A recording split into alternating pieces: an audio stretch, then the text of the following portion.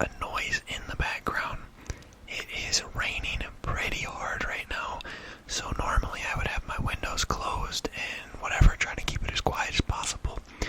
But I thought maybe that it would sound good for the video, and especially kind of goes with the scary vibe. I guess, I don't know, rainy, cold, and how Halloween's coming up and stuff like that. So without further ado, let's start by reading this first scary story that is just titled Adam with a question mark. And if you guys don't know, that is my name, so that is why I was drawn to this story. Let's go. It was the 7th day in the hospital. Every day he got worse. Eventually he moved on. It was hard for everyone, especially Mom. I was outside the room when I heard the line cut and my mom scream and cry. It was horrible. I miss my brother. I remember the last words I said. "You'll be better, I promise." But I was wrong. We started cleaning out his room, only ever now and then because Mom would break down if she found something he loved. The Saturday after the funeral, I came home early off of work because I couldn't take the stress. I heard a door slam shut upstairs, though it was not me. Knowing my own strength, when I shut the front door, I walk upstairs to my room and realize Adam's door is closed. Odd. Me and Mom always kept it open. I thought it was the wind and maybe opened it around. I thought it was the wind and opened it.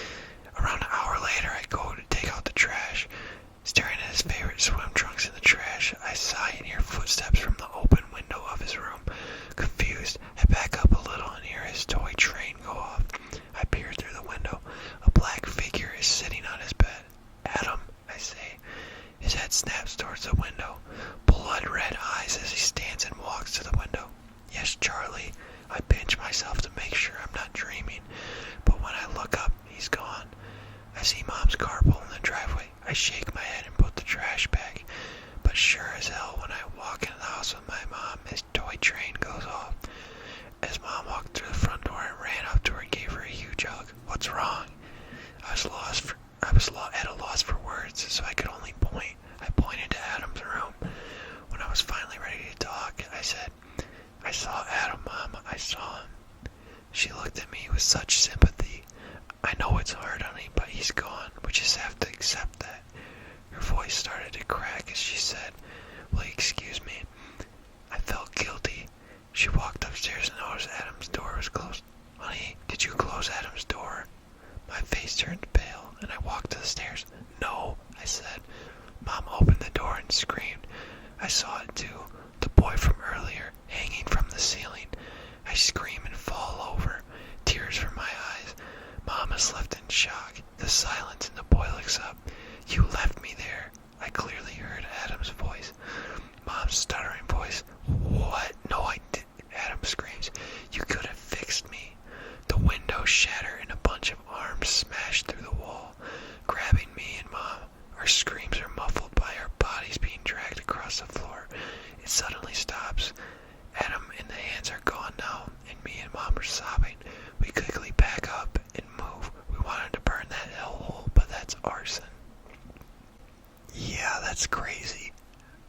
That's, I don't know, you could probably chalk that up to being like grieving. Don't people hallucinate stuff when they're going through a tough time? Like someone dies and that's like coping with grieving. But either way, that's creepy. This next story is called My Experience with Killer Clowns. Now, if you guys don't remember the Killer Clown era, it was like 2016 or 17.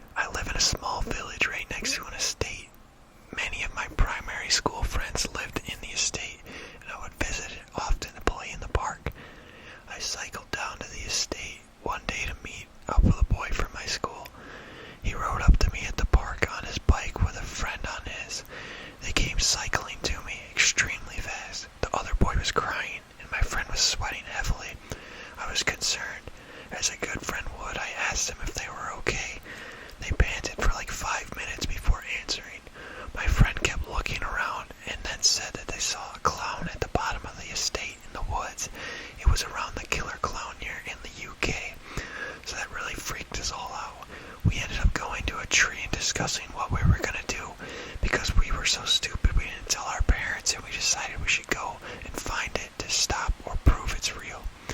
We grabbed water guns from the other boys' house, and we all got on our bikes and cycled slowly into the woods.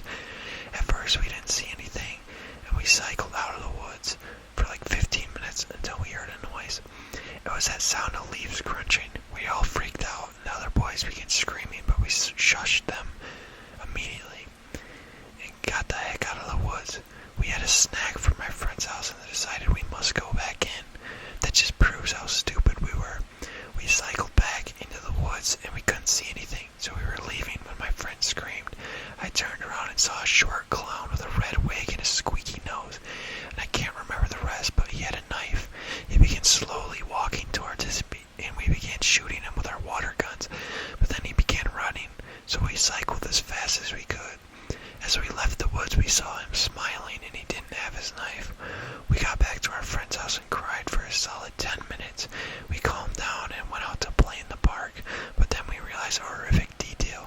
The clown's knife was stabbed into the back of our other friend's bicycle seat. We then ran to his mom, but she didn't believe us, and she said we stole the knife from the kitchen. The memory of the clown haunts me forever as I still live near the estate.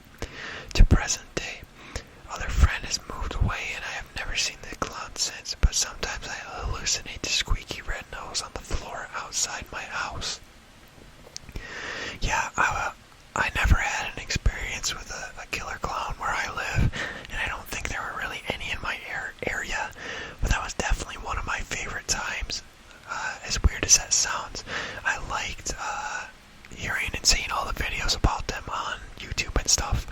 I don't know, I was kind of like a horror junkie back then, but that's definitely creepy, and he's probably lucky to get away alive. The knife was just in the seat and not in their back, you know what I mean? This next story is titled The Man Outside the Window. Okay, when I was around the age of 10, my family moved, but we were homeless for about a month due to some complications. But anyway, we stayed at one of our friends' house. They really didn't live in the nicest neighborhood, but it was an offer we couldn't refuse because we were homeless. So that day I got there, I rolled out my sleeping bag right next to the window. I was used to sleeping on the floor anyway, so I was fine. Once it was time to go to bed, I was the only one who slept up in the living room, right by the window that you can see the street as clear as day, exceptly because there is street lights that flicker. I was used to this kind of stuff by now. Around 3 a.m. I wake up to the sound of tapping on the window. I open my eyes to see some crazy dude staring right back at me. I almost pissed my pants, no joke. In instinct, I scream. His face turns into a frown, and he looks down. But when he looked back up, he had a smile from ear to ear.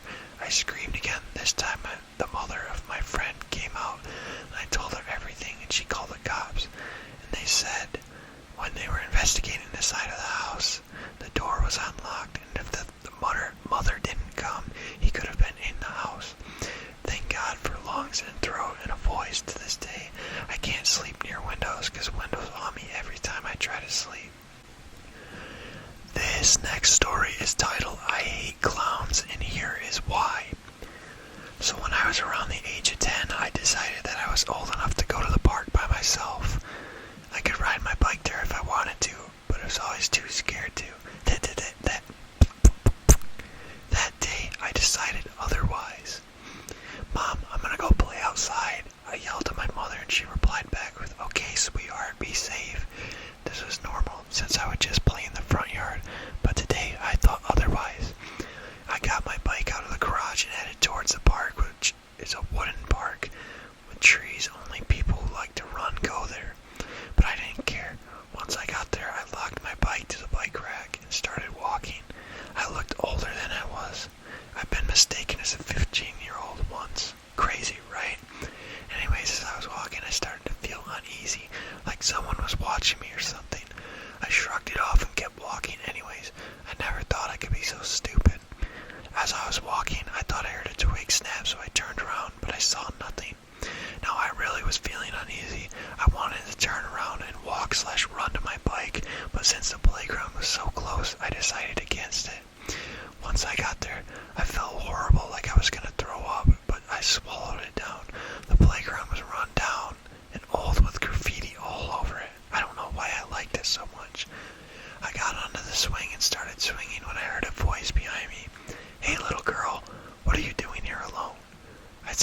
to see, about 15 feet away from me, was a tall, lanky man dressed as a clown. Personally, I didn't mind clowns, but this one made my stomach drop. I was terrified. By terrified, I mean I was shaking. He chuckled and smiled. "Well, little lady, I suppose you don't like to talk, huh?" He asked another question which I couldn't answer. That's when he started walking over, so I jumped from the swing and then ran so fast I almost tripped like 100 times. I couldn't believe what was happening before my eyes. This crazy guy was chasing me. And that's when he pulled out a knife, and I ran faster than I ever thought I could. Once I saw my bike in sight, I ran and ran and ran until I remembered that I had locked it up, so I ran up to it. I knew the code by heart and pulled it out. This guy was within 5 feet of me when I got on my bike. He touched my shoulder, then I sped off to my house. I got in trouble for leaving our property, but I never told any of my family what happened that day, and I don't think I ever will.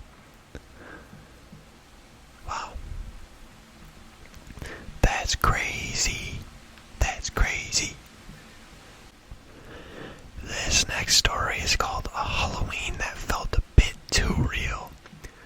The month was October. The day before Halloween was a busy one. I worked at a grocery store, so it was always busy, with parents buying decorations and costumes. At the store I work, we have a Halloween area in which we showcase all of our decoration with things like remote control spiders, electric zombies, etc. On this Halloween Eve, I was working the night shift and was about to close up for the night. I hear a kid scream in the workers only section, so I walked in and shouted, "Hey kid, you okay?" No answer, so I said again, "Hello kid, are you okay?" Still no answer, so I walked out thinking one of the decorations must be set on a timer in there.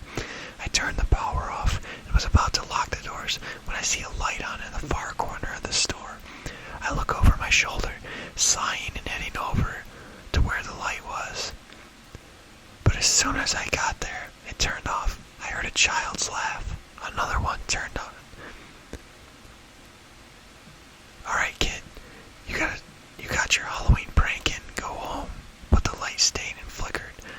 I walked hesitantly over to it and shut it off, and the one above the back room turned on.